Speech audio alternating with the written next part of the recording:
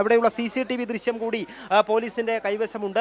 അതുകൂടി പരിശോധിച്ചു വരികയാണ്. സന്തോഷ്, അങ്ങനെ CCTV ദൃശ്യങ്ങളോ മറ്റോ സന്തോഷ്, ആ ഫോണിൽ അവർ നോക്കുന്നത് എന്താണ്? സന്തോഷ്, അവർ ഫോണിൽ നോക്കുന്നത് എന്താണ്? ഒന്ന് ചോദിച്ചേ. അത് ആ CCTV ദൃശ്യമാണ്. ഈ കടയിൽ നിന്നുള്ള, അതായത് ഈ കുറ്റിക്കാടിന് തൊട്ട് ഓപ്പോസിറ്റ്, അതൊന്ന് നോക്കൂ. കുറ്റിക്കാടിന് മറുവശത്തുള്ള ഒരു കടയുടെ ഒരു സ്ഥാപനത്തിൽ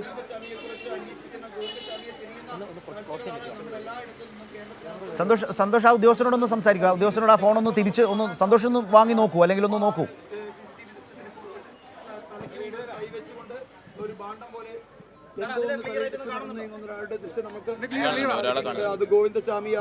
അതാണ് ആ CCTV ദൃശ്യങ്ങൾ ഒരാളെ കാണുന്നുണ്ട്.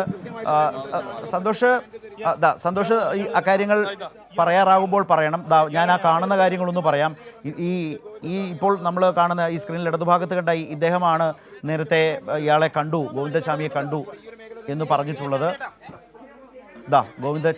ഒരു നിമിഷം.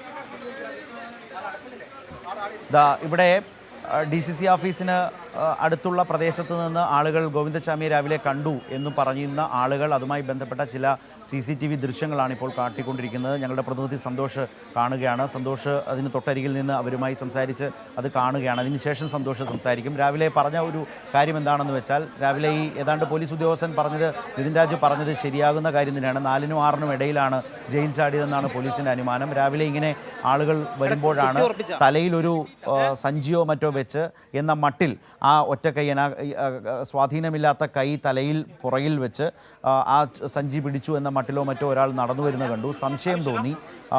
അതിന്റെ വിഷ്വലാണ്, ദൃശ്യങ്ങളാണ് ഈ കാണുന്നത്, CCTV ദൃശ്യങ്ങൾ. ശരത് കാണുന്നുണ്ട്. സന്തോഷ് പറഞ്ഞോളൂ. അദ്ദേഹം മുമ്പ് സംസാരിച്ച സുഹൃത്ത് പറഞ്ഞതുപോലെ തന്നെ ആ ഒറ്റക്കയ്യൻ, ഈ സ്വാധീനമില്ലാത്ത കൈ തലയിൽ വെച്ച് ആളുകളുടെ ശ്രദ്ധയിൽപ്പെടാതിരിക്കാൻ കൃത്യമായും ആ ദൃശ്യങ്ങളിൽ നിന്ന് മനസ്സിലാകുന്നുണ്ട്.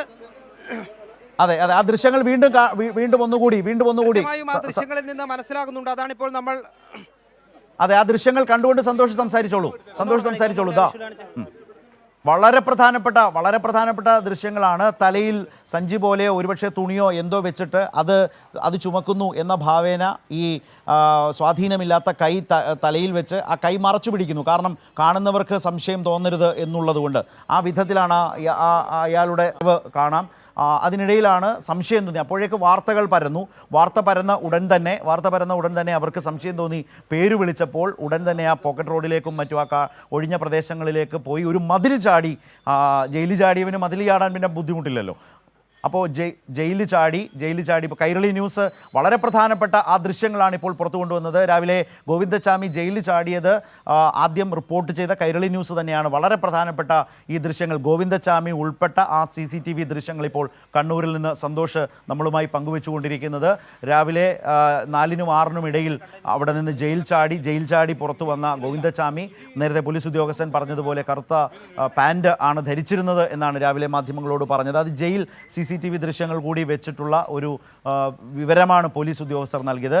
അതിനുശേഷം രാവിലെ ഈ വാർത്ത രാവിലെ 7:20 കൈരളി ന്യൂസ് ഈ വാർത്ത പുറത്തുവിട്ടതിനെ തുടർന്ന് അത് കണ്ട നാട്ടുകാരാണ് ഇപ്പോൾ അദ്ദേഹം അത് സൂചിപ്പിക്കുകയും ചെയ്തു. വാർത്ത വന്നതിനെ തുടർന്ന് സംശയം തോന്നിയപ്പോഴാണ് ഇയാളെ പേര് വിളിക്കുന്ന നിലയുണ്ടായി. ഇവർ പെട്ടെന്ന് അയാളുടെ പേര് വിളിച്ചതാ. പറഞ്ഞോളൂ. കാണുന്നുണ്ട്. വളരെ വ്യക്തമാണ്. ഈ CCTV ദൃശ്യങ്ങളിൽ ഗോവിന്ദചാമി നടന്നു പോകുന്നു.